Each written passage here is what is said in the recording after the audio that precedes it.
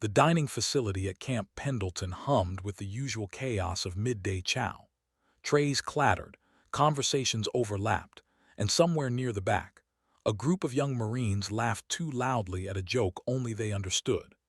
Captain Natalie Voss stood in line with her tray, wearing a simple flight suit with no name tape, no rank insignia visible from certain angles, just the faded green Nomex that could belong to anyone.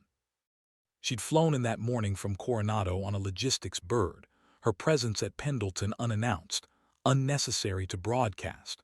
She was here for a quiet coordination meeting with the Marine Aviation Squadron about Joint SEAL insertion protocols. Nothing dramatic, nothing that required fanfare. She waited her turn like everyone else, her short dark hair pulled back, her face calm and unremarkable in the way that competence often is when it doesn't need to prove itself. She reached for a bottle of water from the cooler, and that's when it happened. A hand gripped her shoulder, firm and presumptuous, spinning her slightly off balance. She turned to see a young Marine Lance Corporal, maybe 22, his collar still stiff with newness, his eyes bright with misplaced confidence.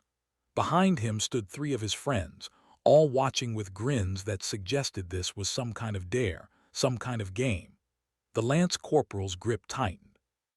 His voice carried across the immediate area loud enough to draw attention. "Hey, sweetheart, you lost. Air Force side is that way." He jerked his thumb toward the exit, his tone dripping with condescension. "We don't need pogs clogging up our chow hall." Natalie didn't move. She simply looked at him, her expression unchanging, her pulse steady. She'd been in the Navy for 14 years. She'd flown combat sorties over Helmand Province, coordinated strikes in Syria, and commanded air operations for SEAL Team 7 during some of the most kinetic periods of the last decade. She'd been grabbed before, underestimated before, dismissed before. This wasn't new. What was new was how young they were getting, these kids who thought they knew what warriors looked like. She could have ended it immediately. Could have said her name, her rank, her position. Could have watched his face drain of color in real time. But she didn't. Instead, she set her tray down on the nearest table with deliberate care, her movements economical and controlled.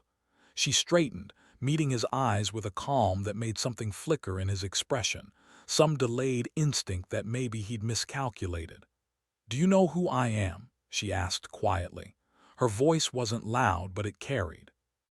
The Lance Corporal's grin faltered just slightly, but his hand remained on her shoulder.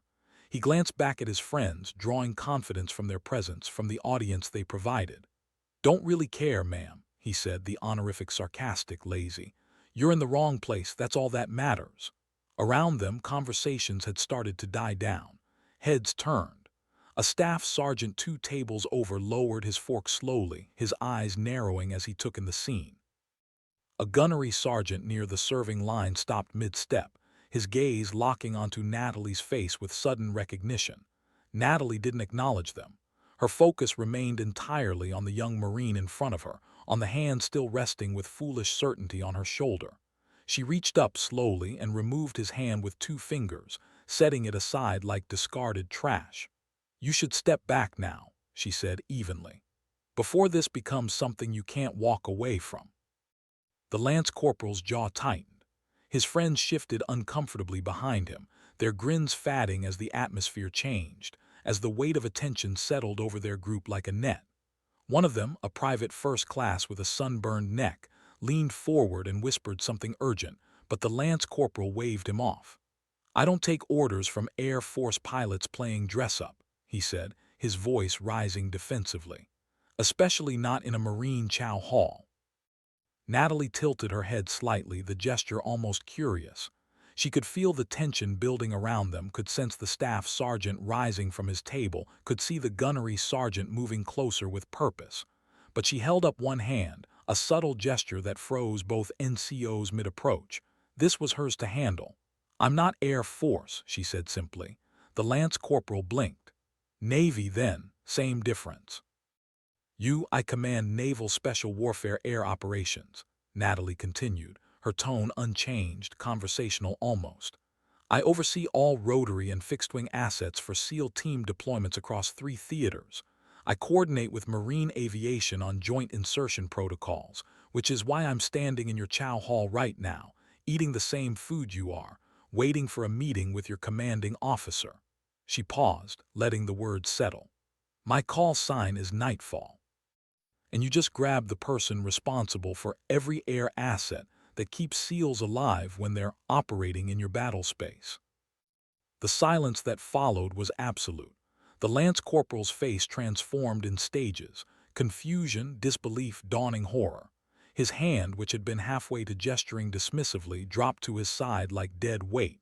Behind him, his friends had gone statue, still, their eyes wide, their faces pale beneath their tans.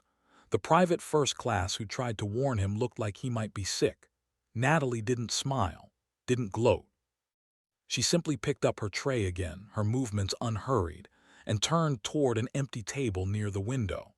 She walked away without looking back, without waiting for an apology she knew wouldn't come yet, wouldn't be anything but stammered panic if it did. The staff sergeant who'd been watching approached the group of Marines with an expression that promised consequences. The gunnery sergeant followed, his jaw set in grim anticipation. Natalie sat down alone and began eating her lunch methodically, her focus on the food in front of her. Around her, the dining facility slowly came back to life, conversations resuming in hushed tones, eyes cutting toward her table with new awareness.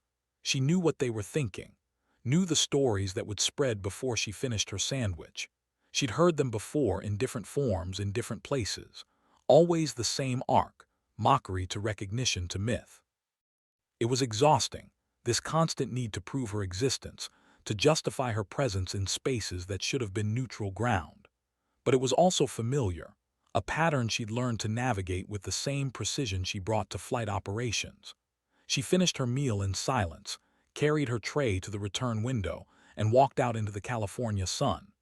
Behind her, she could hear raised voices, the sharp bark of NCOs delivering corrections that would echo through that lance corporal's career. She didn't turn to watch. She had a meeting to attend, air routes to coordinate, insertion plans to finalize. The drama of one ignorant Marine wasn't worth her time, but as she walked toward the operations building, her phone buzzed. A text from the Marine squadron commander she was meeting. "Heard there was an incident at Chow. You okay?" She typed back quickly. "Fine, see you at 1400. Then she pocketed the phone and kept walking. Commander Rachel Voss, no relation despite the shared surname, met her at the operations building entrance. She was a Marine aviator, AH-1Z pilot, with 15 years of rotary wing combat experience and a reputation for being uncompromising about standards.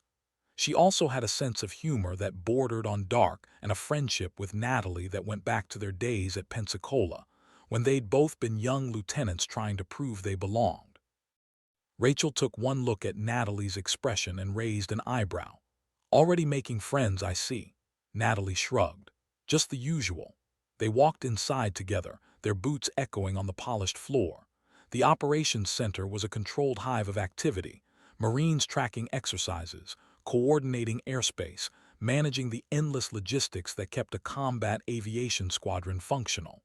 Several heads turned as they entered, eyes lingering on Natalie with newly informed curiosity. Word traveled faster than official communications in the military. Always had.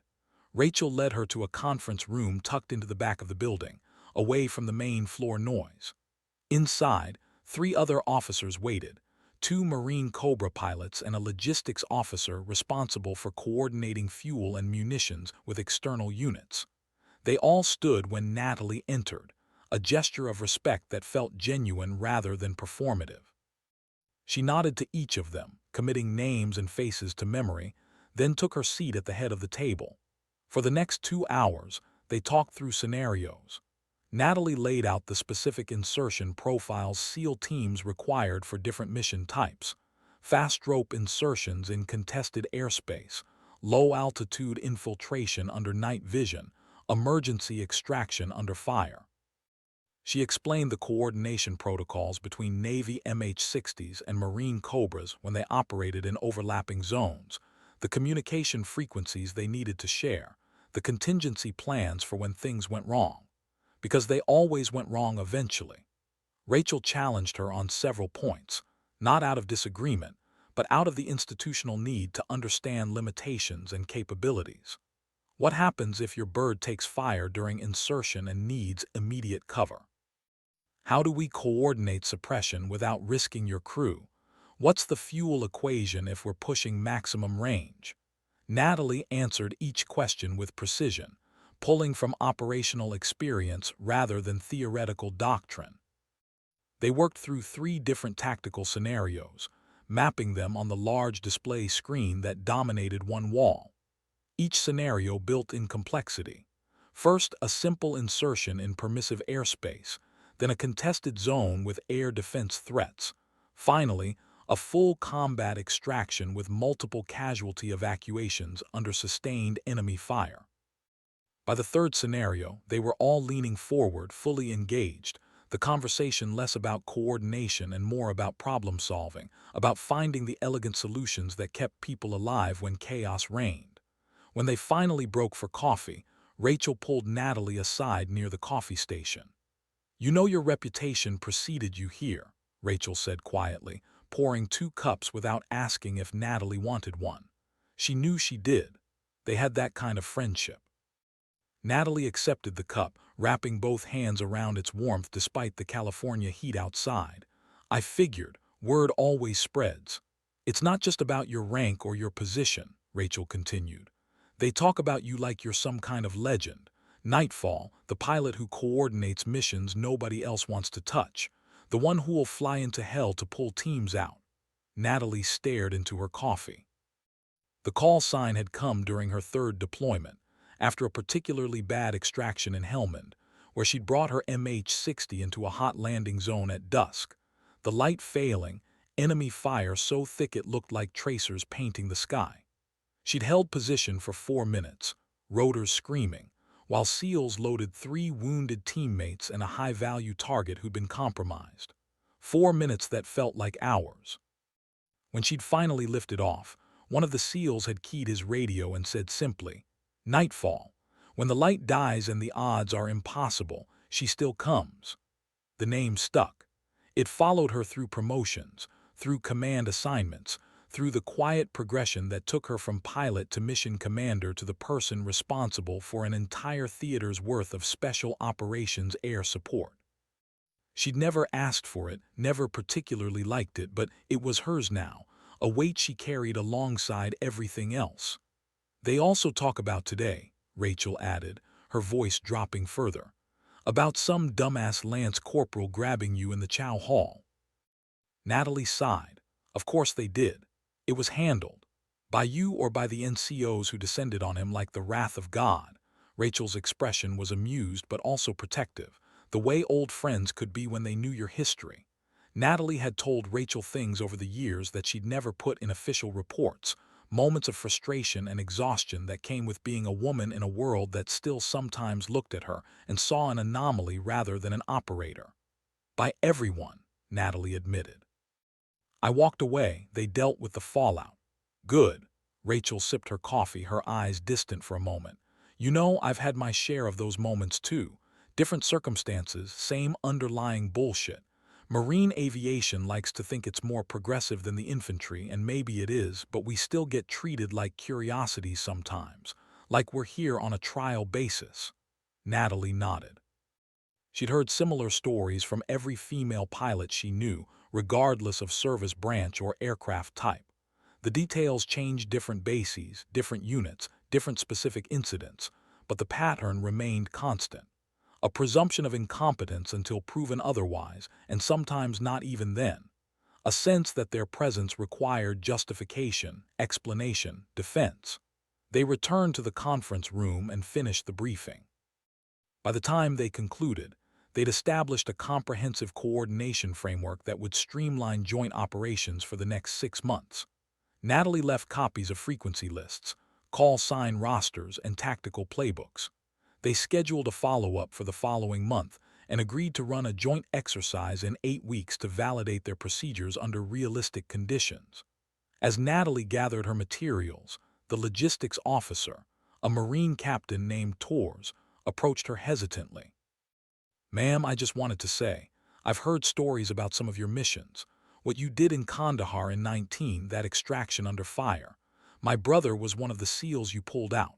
Natalie paused, looking up at him. She remembered Kandahar 19, remembered the heat and dust, the desperate radio calls, the way her co-pilot's voice had stayed steady even when their aircraft took rounds through the tail rotor. Your brother made it home, she asked. Tors nodded. He did, thanks to you. Natalie didn't know what to say to that. She settled for a simple nod, a brief acknowledgement that felt inadequate but was all she had. Tors seemed to understand. He stepped back, returned to his seat, and Natalie finished packing her bag. She left the operations building as the sun began its slow descent toward the Pacific, painting the sky in shades of amber and rose that reminded her why she loved flying, why she'd chosen this life despite its complications. The drive back to Coronado took her along the coast highway, windows down, salt air rushing through the cab of her rental truck. She let her mind drift, processing the day's events with the same analytical approach she brought to mission debriefs. The incident at the Chow Hall bothered her less than it probably should have. It was a symptom of a larger issue, one that wouldn't be solved by her rank or her reputation, or even by the sharp corrections that Lance Corporal was undoubtedly receiving from his chain of command. It was structural, cultural, a legacy of assumptions that persisted despite decades of evidence to the contrary. But what bothered her more was the way stories about her seemed to grow in the telling, the way Nightfall was becoming something larger than the person who earned the call sign. She understood the need for symbols, for stories that help people make sense of chaos and find meaning in their service. She just wished the symbol could be separate from the woman, wished she could clock out at the end of the day and not carry the weight of other people's expectations home with her. Her phone rang as she merged onto the highway. She answered on speaker, keeping her eyes on the road. Voss. Captain, it's Warrant Officer Chen. Marcus Chen was her operations officer, a former 160th SOAR pilot who transitioned to NSW after a combat injury left him grounded from direct flight duties. He was methodical, unflappable, and had a gift for translating Natalie's strategic vision into actionable tasking orders.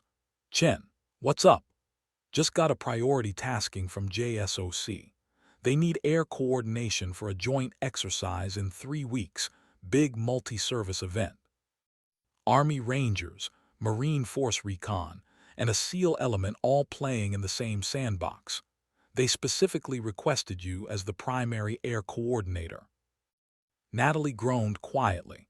Multi-service exercises were necessary but exhausting, full of conflicting doctrines and inter-service rivalries that had to be managed alongside the actual training objectives.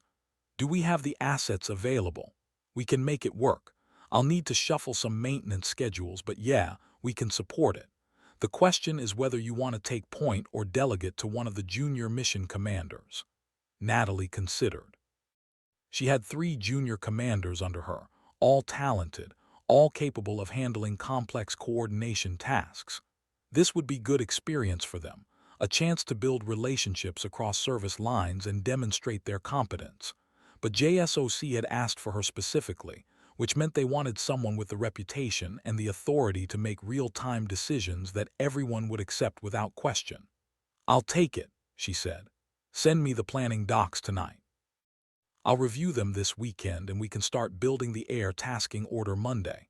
Roger that. One more thing, word came down through the grapevine about an incident today at Pendleton. You okay? Natalie smiled despite herself.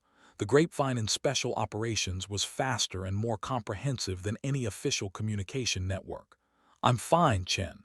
Just another Marine who didn't know who he was talking to. His mistake.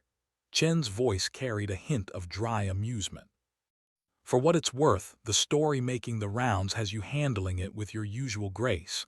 Grace, sure, that's one word for it. They talked for a few more minutes about scheduling details, then ended the call. Natalie drove the rest of the way in silence, her mind already shifting to the exercise planning, to the coordination challenges it would present, to the 100 small decisions that would determine whether 3 weeks from now they executed flawlessly or turned it into a learning experience of the expensive kind. She pulled into her apartment complex as twilight settled over Coronado, the sky deepening to indigo, the first stars beginning to emerge.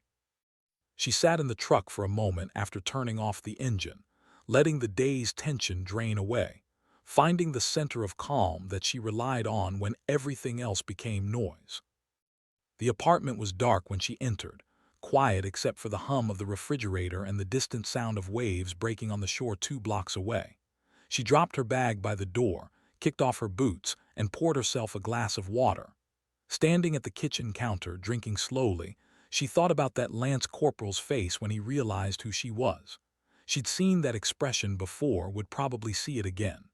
The shock, the horror, the scrambling recalibration of assumptions. Some people learned from those moments. Others just became more careful about who they underestimated in public.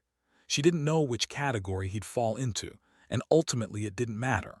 Her job wasn't to educate individual Marines about gender dynamics in the military. Her job was to coordinate air operations that kept Special Operations Forces alive and mission-capable across multiple theaters of operation. Everything else was peripheral noise. But peripheral noise had a way of accumulating, of wearing you down in small increments until one day you looked up and realized you were exhausted from fighting battles that shouldn't exist. She finished her water, set the glass in the sink, and walked to the window. Below, the street was quiet, lit by pools of amber streetlight.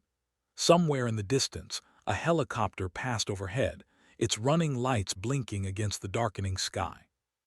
She watched it disappear toward the naval air station, imagining the crew inside going through their pre-landing checklist, the familiar rhythm of calls and responses that turned chaos into procedure, fear into focus. That was what she loved about flying, the clarity of it, the way a helicopter demanded your complete attention, leaving no room for doubt or distraction. In the air, there was only the mission, the aircraft, the sky. Everything else fell away, became irrelevant. On the ground, things were more complicated.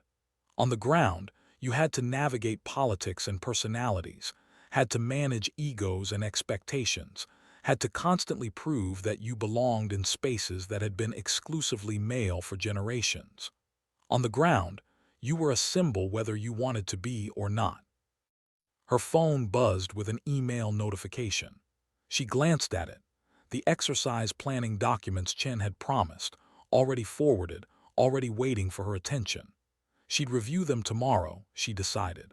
Tonight, she'd let herself be tired, let herself sit with the accumulated weight of the day without immediately translating it into action items and next steps.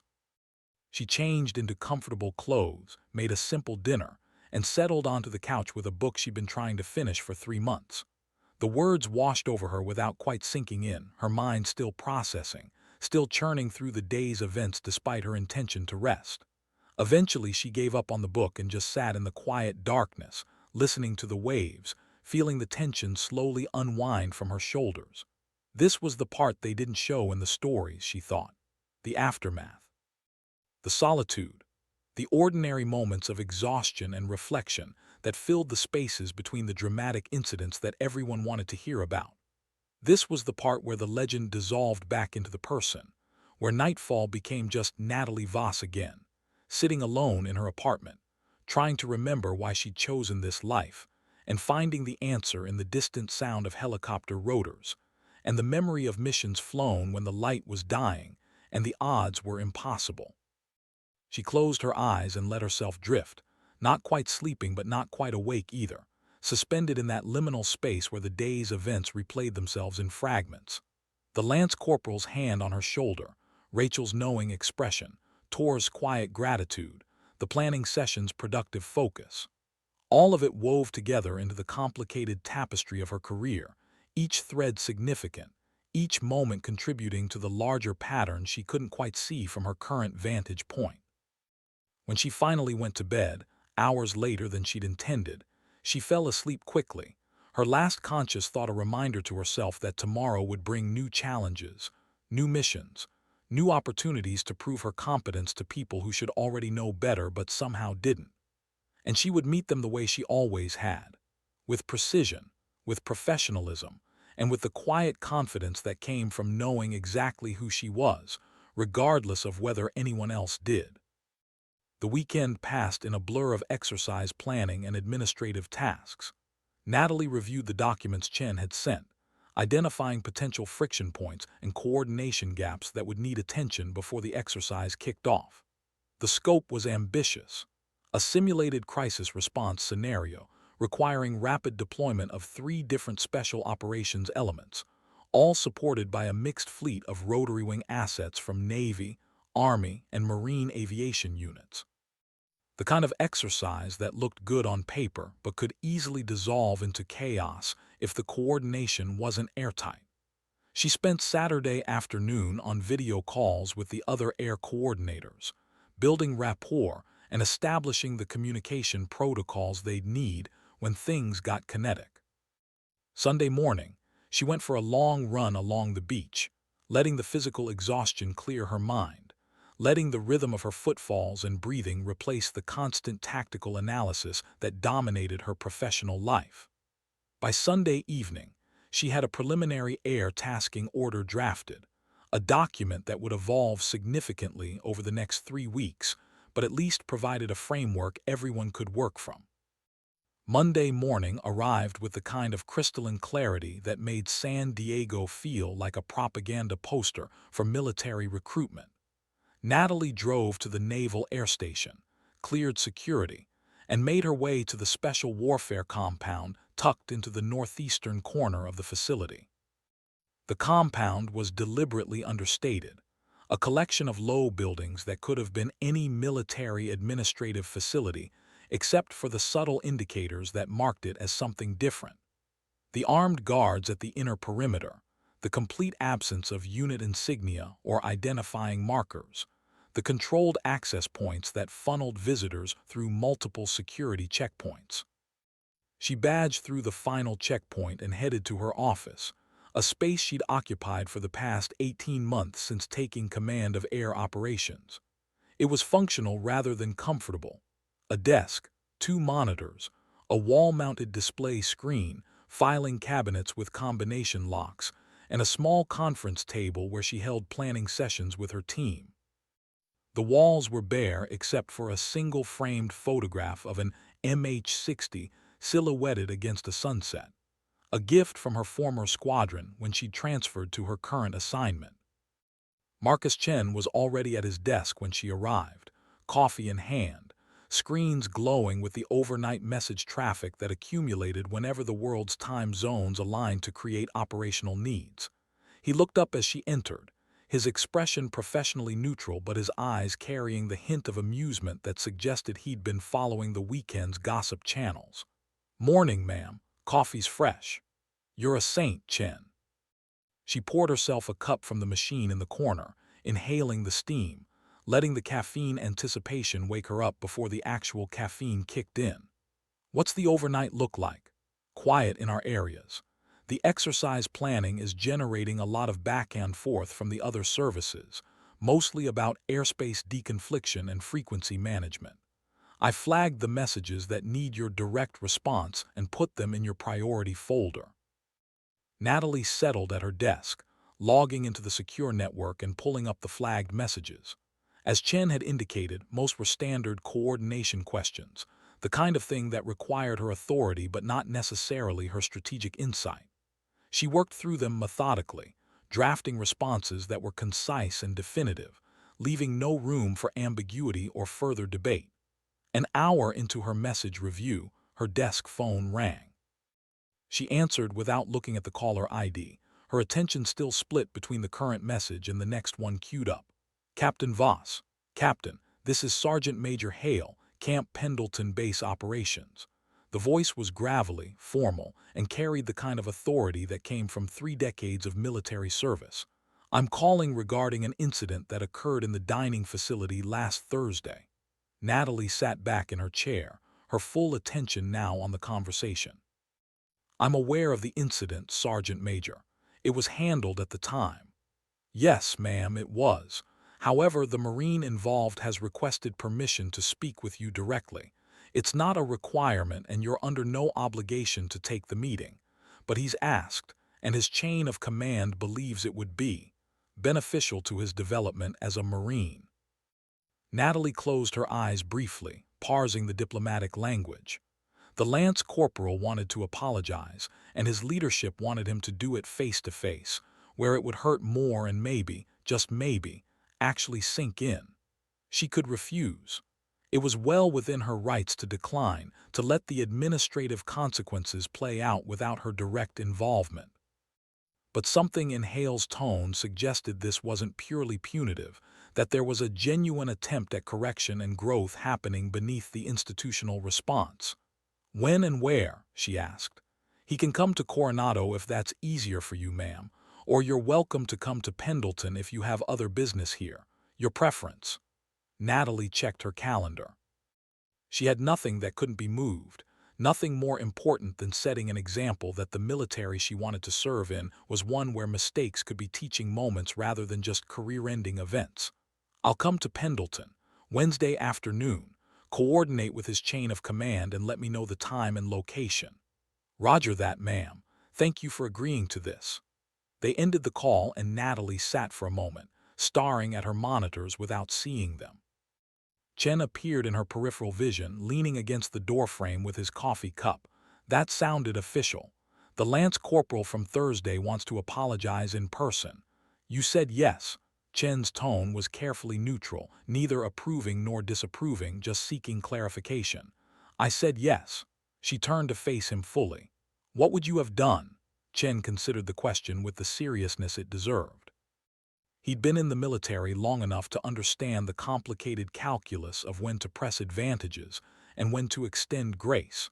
"Depends on whether I thought he could actually learn something or whether he was just covering his ass to minimize the consequences.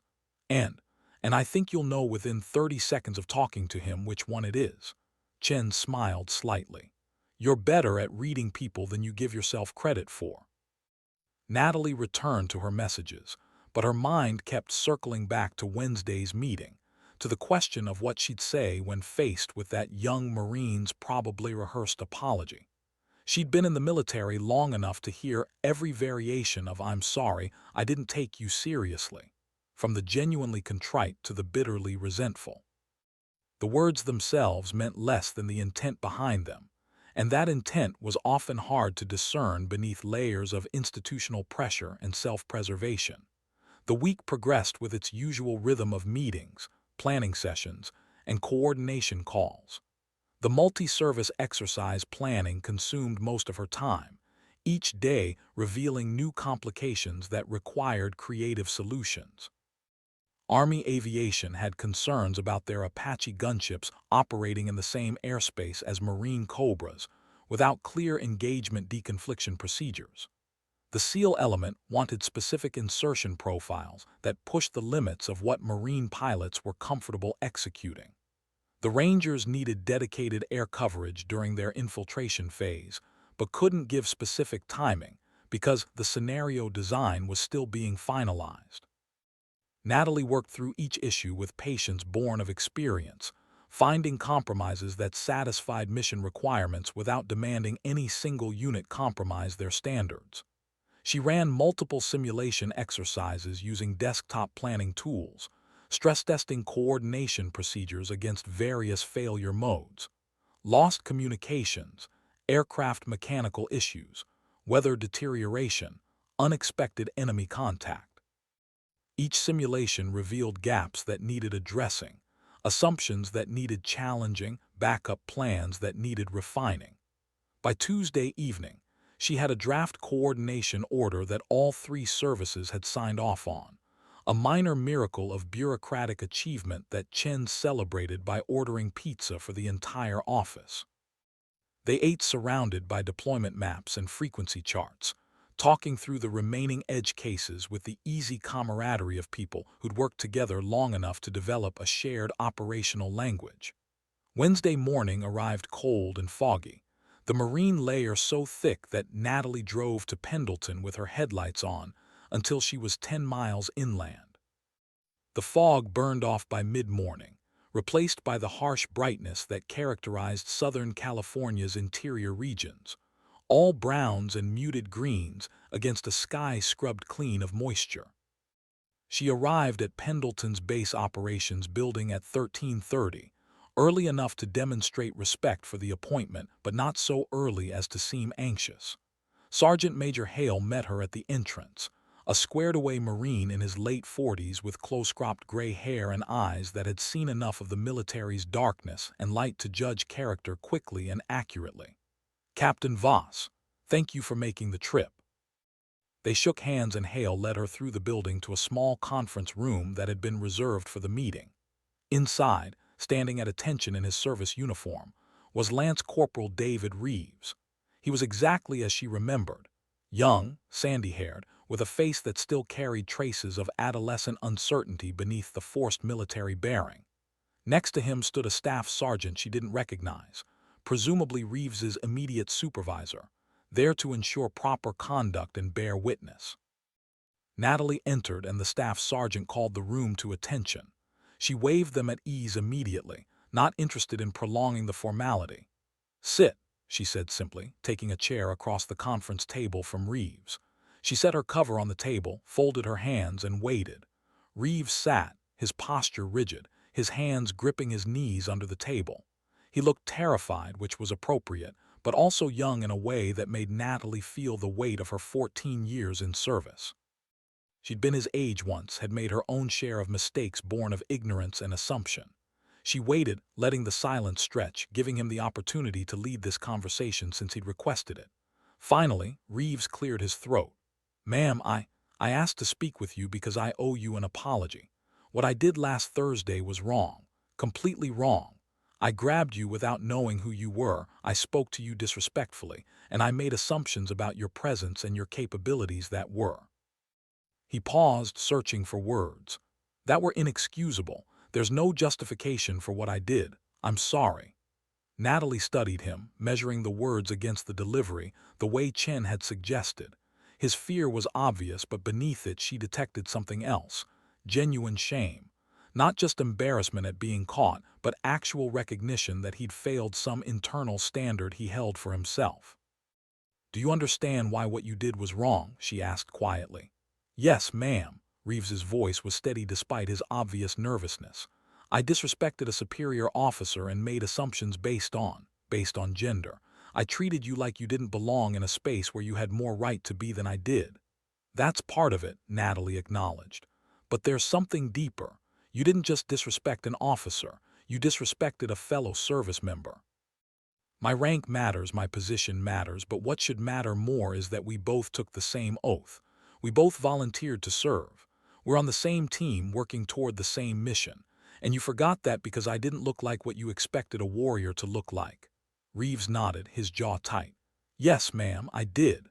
"Why?" The question seemed to catch him off guard. He glanced at the staff sergeant, who remained impassive, offering no rescue. Reeves looked back at Natalie, struggling visibly with how to answer. I don't have a good answer, ma'am. I grew up thinking military pilots looked a certain way, acted a certain way. And when you didn't match that picture in my head, He trailed off, then forced himself to continue. "I dismissed you. I made you prove your worth instead of assuming you'd already proven it by being there. That's not the Marine I want to be. That's not the person I want to be." Natalie leaned back in her chair, considering him. She could end this here, accept the apology, let him return to his unit with the lesson learned and the incident closed. But something made her push further, made her want to use this moment for more than just personal closure. "Do you know what my call sign is?" she asked. Reeves hesitated. "I heard it was nightfall, ma'am. Do you know how I earned it?" "No, ma'am." Natalie nodded slowly. "I earned it by doing my job when the light was dying and the options were bad. I earned it by being the pilot who'd fly into situations where the smart decision was to turn around, because turning around meant leaving teammates behind. I didn't earn it by being female. I didn't earn it despite being female. I earned it the same way every other pilot earns their call sign, through actions under pressure."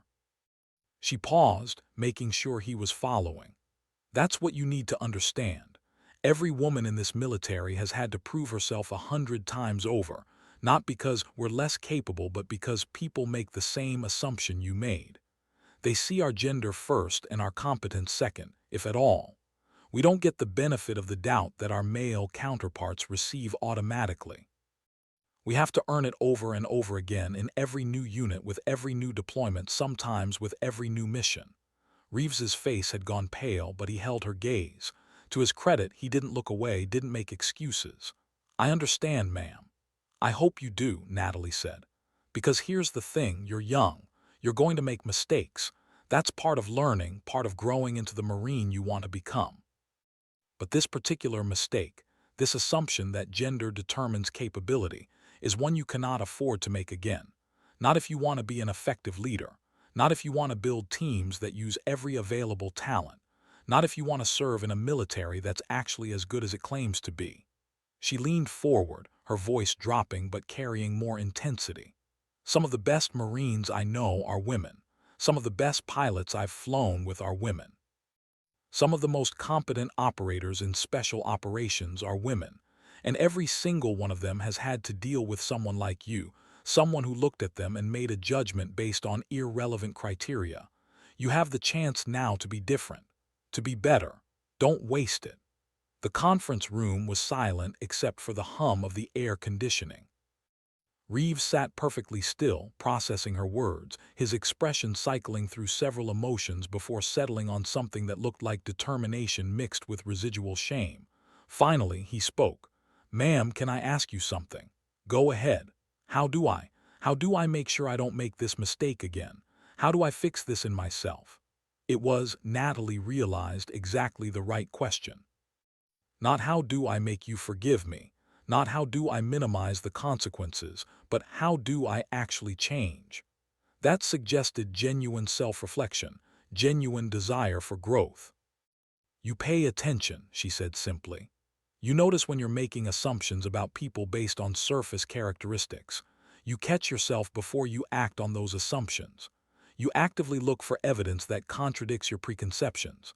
And when you're wrong, because you will be wrong sometimes, we all are, you acknowledge it quickly and adjust. You become the kind of Marine who evaluates people based on their actions, their competence, their character. Not their gender, not their race, not anything else that has nothing to do with whether they can do their job." She stood, and the men immediately rose to attention. She picked up her cover, turning it in her hands for a moment before looking back at Reeves. "I accept your apology, Lance Corporal, not because the words were particularly eloquent, but because I believe you mean them. Don't prove me wrong." "I won't, ma'am." His voice carried absolute conviction. "You have my word." Natalie nodded to the staff sergeant, who'd remained silent throughout the exchange but whose expression suggested he approved of how she'd handled the situation. Then she turned and walked out of the conference room, leaving them to process the conversation in her absence. Sergeant Major Hale was waiting in the hallway. He fell into step beside her as she walked toward the exit, his stride matching hers with military precision. "That was well handled, Captain. We'll see. Words are easy. Actions are what matter." "True enough." Hale paused at the building exit, holding the door for her. "For what it's worth, that kid has been doing everything right since the incident. He asked for extra duty, volunteered for shit details, and spent his own time researching female service members' contributions to military operations. He even started attending the diversity and inclusion training sessions on base, the optional ones nobody goes to." Natalie raised an eyebrow. "That's more than I expected." His staff sergeant thinks he might actually become a good Marine, given time and proper mentorship. The kind who makes the Corps better rather than just perpetuating its worst habits. They shook hands at her truck, and Natalie drove away from Pendleton with a strange mix of emotions. She wasn't naive enough to think one conversation would fundamentally change Reeves or solve the broader issues his behavior represented. But maybe it was a start. Maybe he'd be one of the ones who actually learned, who carried the lesson forward, and eventually became the kind of leader who didn't need to be taught these things because he already understood them. The drive back to Coronado gave her time to decompress, to let the intensity of the conversation fade into the background as her mind shifted back to the operational demands waiting for her. The multi-service exercise was now 2 weeks away, and there were still a dozen coordination issues requiring her attention. She spent the rest of Wednesday and all of Thursday immersed in planning, running through communication checks with the various aviation units, coordinating fuel logistics, establishing casualty evacuation protocols for when the inevitable training injuries occurred. Friday morning brought an unexpected development. Chen appeared in her office doorway wearing an expression that suggested trouble. "We've got to change to the exercise scenario. JSOC just pushed an updated operations order with a new element. They want to incorporate a simulated hostage rescue as the terminal phase of the exercise." Natalie looked up from her screen, already running through the implications. Hostage rescue scenarios were complex, requiring precision timing and close coordination between ground assault elements and air support. Adding it at this stage meant revising significant portions of the air tasking order and re-coordinating with all the participating units. When do they want to execute? Day 3 of the exercise, which gives us 2 weeks to integrate it into the existing plan and coordinate rehearsals. Natalie pulled up the exercise timeline on her monitor, scanning the Day 3 schedule. It was already packed with culminating events from the primary scenario. Adding hostage rescue meant either extending the day significantly or cutting something else. Neither option was ideal. "Get the other air coordinators on a call this afternoon. We need to walk through this together and figure out if it's feasible or if we need to push back on JSOC." Chen nodded and disappeared to set up the coordination call. Natalie spent the next hour reviewing the new scenario details, identifying the specific air support requirements a hostage rescue would demand: rapid insertion of assault forces, sustained overhead coverage during the assault phase, immediate casualty evacuation capability, and air interdiction assets to prevent enemy reinforcement. The afternoon coordination call was tense but productive. The Army coordinator expressed concerns about Apache availability during the specified time window. The Marine coordinator worried about fuel margins if they had to loiter overhead for extended periods. Natalie worked through each concern methodically, finding solutions that balanced requirements against constraints. They'd pre-position refueling assets closer to the objective area. They'd stagger the air coverage to maintain continuous presence without exhausting any single asset. They'd designate specific casualty evacuation birds that would remain on strip alert rather than participating in earlier phases. By the end of the call, they had a framework that everyone agreed was feasible, though it would require intensive rehearsal to execute properly. Natalie updated the air tasking order and distributed it to all stakeholders, knowing it would generate another round of questions and concerns that would need addressing. The weekend disappeared into planning and coordination. Natalie worked from her apartment, her dining table covered with printouts and notepads, her laptop cycling through secure networks as she coordinated with units across 3 time zones. She took breaks to run, to eat, to stare at the ocean and remember that a world existed beyond tactical planning. But those breaks felt increasingly like interruptions rather than restoration. Sunday evening, her phone rang with a call from an unknown number. She almost didn't answer, but something made her pick up. "Captain Voss." "Ma'am, this is Captain Briggs from Marine Aviation at Pendleton. We met during your coordination visit." Natalie switched mental gears, pulling up her memory of the meeting. Briggs had been one of the Cobra pilots, quiet but competent, with a reputation for being unflappable under pressure. "Captain Briggs, what can I do for you? I wanted to give you a heads up about something that happened this week. One of our young Marines, Lance Corporal Reeves, has been talking to his peers about his encounter with you.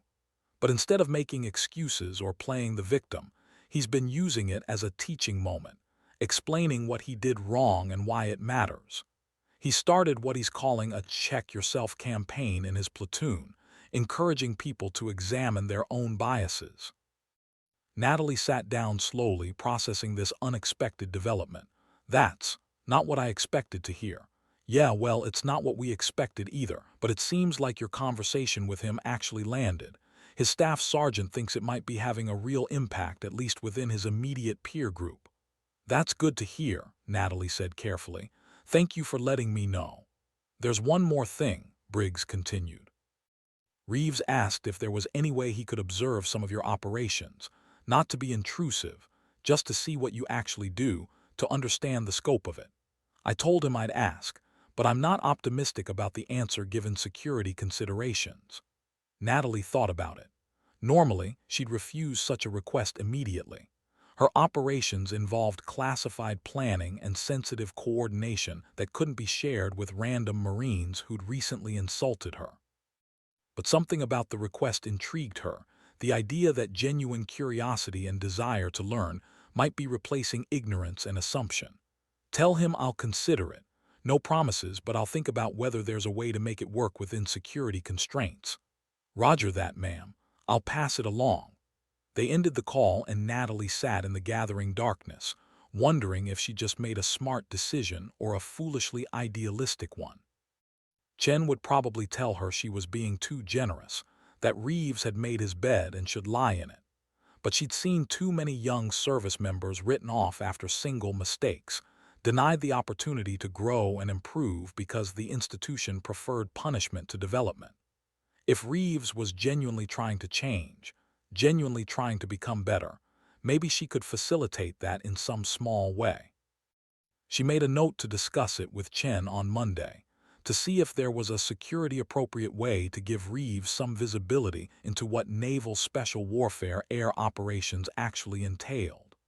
Then she returned to her exercise planning, pushing the personal complications aside in favor of the tactical challenges that required her immediate attention. The following week accelerated toward the exercise with mounting intensity.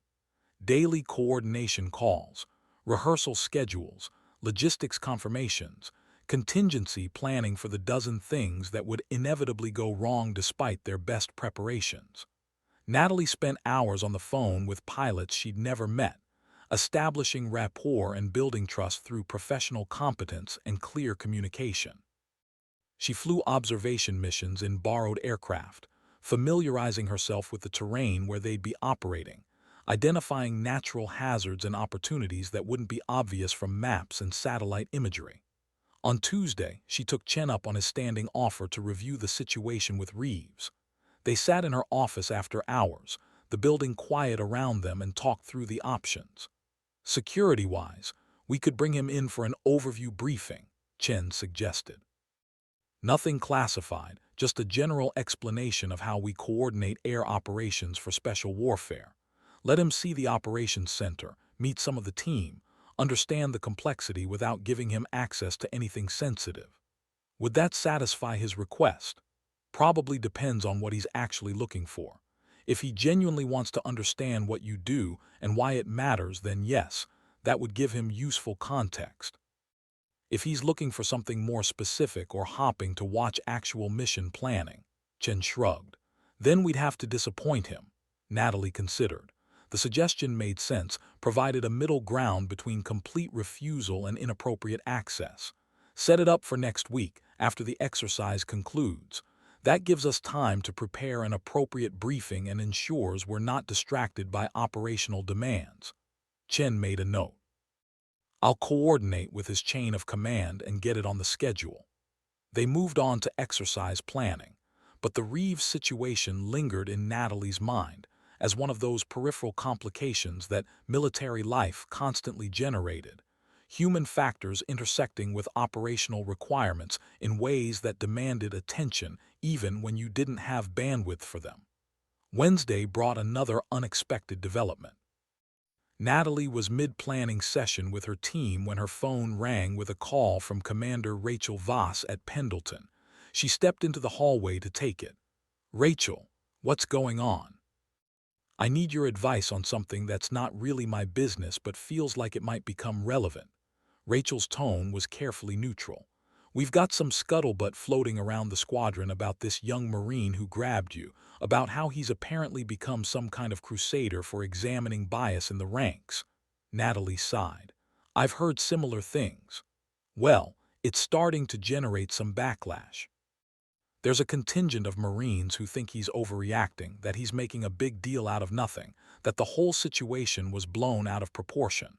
They're calling him weak, saying he's been converted by politically correct nonsense. Rachel paused. It's creating division in the unit, and his leadership is trying to figure out how to handle it without making things worse. What do they want from me? Nothing official. I just thought you should know that your name is coming up in discussions, that there are people using your interaction with Reeves as ammunition in larger cultural debates about women in combat roles and whether the military has gone too far with diversity initiatives. Natalie felt a familiar exhaustion settle over her. This was how it always went. A single incident became a referendum on larger issues. Personal interactions transformed into political symbols. And suddenly, she was responsible not just for her own actions, but for how other people interpreted those actions through their pre-existing ideological filters. Tell his leadership they have my support for however they choose to handle the situation, she said finally. But also tell them I'm not interested in becoming a figurehead for anyone's agenda, pro or con. I dealt with Reeves directly, I accepted his apology, and as far as I'm concerned, the matter is closed. What he does with that experience is his business, and how his peers react to it is their business. Fair enough. I'll pass that along. Rachel hesitated. For what it's worth, I think you handled it exactly right. And I think Reeves is one of the good ones, trying to do something constructive with a learning experience. But I also know how exhausting it is to have every interaction turn into a referendum on whether you deserve to wear the uniform. Yeah, Natalie said quietly. It is. They ended the call, and Natalie stood in the hallway for a moment, collecting herself before returning to the planning session. She'd learned long ago that military service came with unavoidable political dimensions, that her mere presence in certain spaces was inherently political regardless of her intentions, but knowing that intellectually didn't make it less wearing emotionally. She returned to her team and threw herself back into exercise planning, finding refuge in the concrete problems of coordination and logistics, in challenges that had clear solutions and measurable outcomes. By Thursday evening, they had completed the final rehearsal coordination call, walking through the entire exercise scenario step by step, identifying remaining gaps and establishing final contingency procedures. Natalie felt the familiar pre-exercise tension building, the anticipation mixed with controlled anxiety that came from knowing they'd done everything possible to prepare, but that chaos would inevitably intrude once real operations commenced. Friday was dedicated to final preparations, equipment checks, communication verifications, briefbacks from all participating units. Natalie spent the morning at the Naval Air Station coordinating with her Navy helicopter crews, ensuring they understood the exercise objectives and their specific roles. In the afternoon, she drove to Pendleton for a face-to-face coordination session with Rachel and the Marine Aviation element. They talked through the hostage rescue scenario in detail, walking through each phase, discussing decision points and abort criteria, establishing the clear communication protocols that would keep everyone synchronized when events unfolded at combat speed. As the sun set over Pendleton, painting the sky in shades of amber and crimson that reminded Natalie why she loved California despite its complications, she felt the shift happen inside her, the transition from planner to operator, from strategist to tactician. This was the part she lived for, when all the preparation crystallized into action, when theory became practice, and you learned whether your plans survived contact with reality. She drove back to Coronado in the twilight, the highway nearly empty, the radio playing something instrumental that matched her mood. Tomorrow morning the exercise would begin, and for the next 3 days she'd live in the operations center, coordinating air support across a simulated combat scenario that would test every assumption they'd made and reveal gaps they hadn't anticipated. It would be exhausting and exhilarating and frustrating, and occasionally transcendent. Everything she loved about military operations compressed into a controlled environment where the stakes were training rather than survival, but the lessons were just as real.